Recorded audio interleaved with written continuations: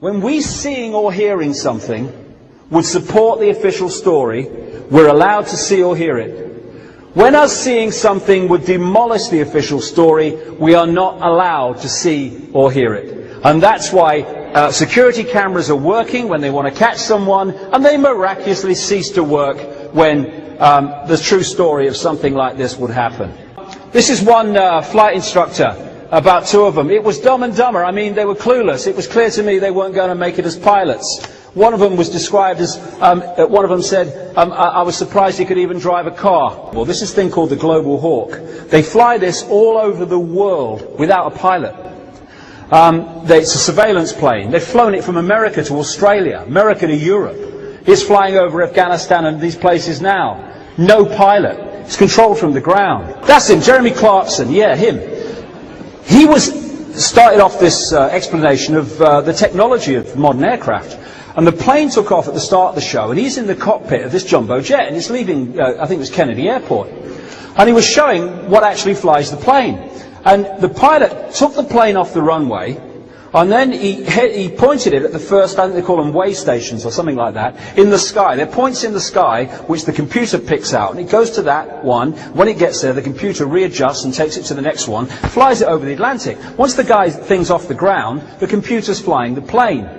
It comes into Heathrow, and the plane landed, the front wheel was on the bloody white line in the middle, and it applied the brakes, all done by computer. The next thing the pilot did was turn it and taxi it to the bloody gate. Quite simply, if you can get control of the flight management computer system from the ground, you control the bloody plane. Operation Northwoods, the plan called for innocent people to be shot on American streets. This is the Pentagon. For boats carrying refugees fleeing Cuba to be sunk on the high seas. For a wave of violent terrorism to be launched in Washington, D.C., Miami and elsewhere. People would be framed for bombings they did not commit. Planes would be hijacked using phony evidence, all of which would be blamed on Castro to justify an invasion of Cuba 40 years ago. And this is another thing that was in this document. They were going to do this 40 years ago. An aircraft at Elgin Air Force Base would be painted and numbered as an exact duplicate for a civil registered aircraft belonging to a CIA proprietary organization in the Miami area. At a designate time, the duplicate would be substituted for the actual civil aircraft and would be loaded with selected passengers, all boarded under carefully prepared aliases.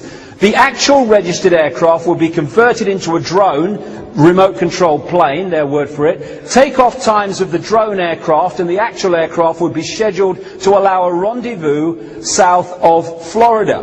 What it was going on to say was that when the drone aircraft replaced the real aircraft, it would be flown, according to its flight plan, that's why they chose that particular route, over Cuba, and it would be destroyed by radio-controlled explosion, and it would be blamed on a ground-to-air missile from Cuba, therefore justifying the invasion of Cuba. They had the capability of doing that with a remotely controlled aircraft 40 years before 9/11. Imagine the technology they have now.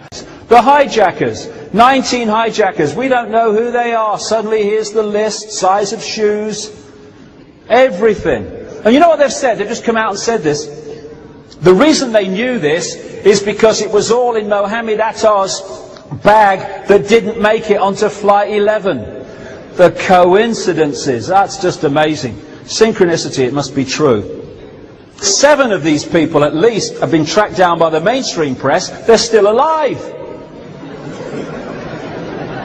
What do they do? Parachute? I mean, what's going on? And then you've got these Korans everywhere. They left them in bars, in bloody hotel rooms and bloody cars. I mean, what were they? The Islamic equivalent of the Gideons? Who were these people? Just a few days after 9/11, they found a passport from one of the hijackers.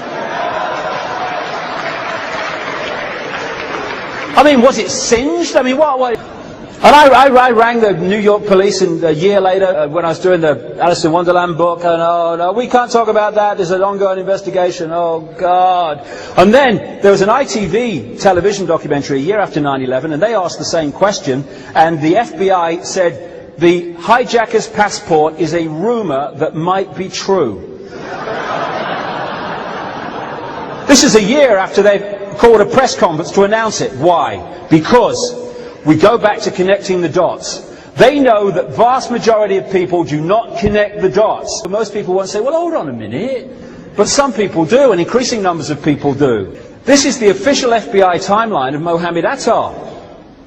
They said that him and this guy, Abdulaziz Al-Amuri, who turned out not to be, actually, instead of being in Boston when they were going to hijack Flight 11, in the morning of September the 11th, they drove down to Portland, Maine the night before. I mean, you know, was it a better hotel? I mean, what's going on? What the government did is employ this company, Controlled Demolition Group, to go in, pull the building down before it had been analysed by independent experts, and it was taken and kept in a desert under armed guard by a company called Wackenhut.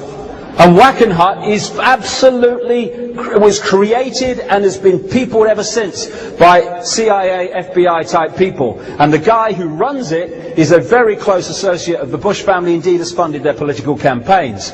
Now, what a coincidence that when the Twin Towers fell, and people were saying, hey, that did not look like a controlled demolition to me, that the rubble was taken away, indeed sold on Rudolph Giuliani's say-so and others, without being properly analysed. The company they employed to do that was called Controlled Demolition, and independent experts were never allowed to investigate the reason that the towers came down. Khobar Towers, it was in Saudi Arabia as part of the American base, and it was blown up, and it was blamed on Osama bin Laden and Al-Qaeda. And then the Americans employed a company to rebuild it. Bin Laden Construction.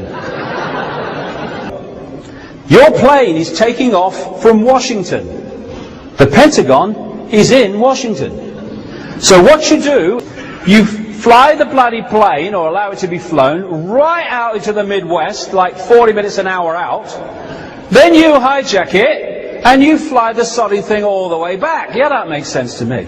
Even when you've hijacked it that far out and come in, there is no reaction from the military that makes any difference to the outcome. So he's given us a timeline here. Pentagon hit 20 to 10. Go back 15 minutes, we're 25 past 9. He's saying that the head of the military, the defense secretary, the Pentagon, was handed a note at 25 past 9 to tell him that the World Trade Center had been hit by the first plane at 9:15, and they never mentioned the little detail that another bugger had hit at 3 minutes past 9.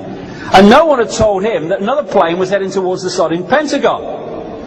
Nonsense! Another thing that happened, 6 air traffic controllers who dealt with 2 of the hijacked airliners on that day made a tape of their experiences and what happened and what they were dealing with.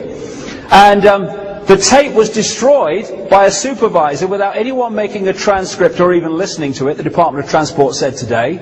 It was destroyed by FAA Quality Assurance Manager, who crushed the cassette in his hand, cut the tape into little pieces, and then dropped them into different trash cans around the building. Do you reckon he didn't want us to hear it, or what?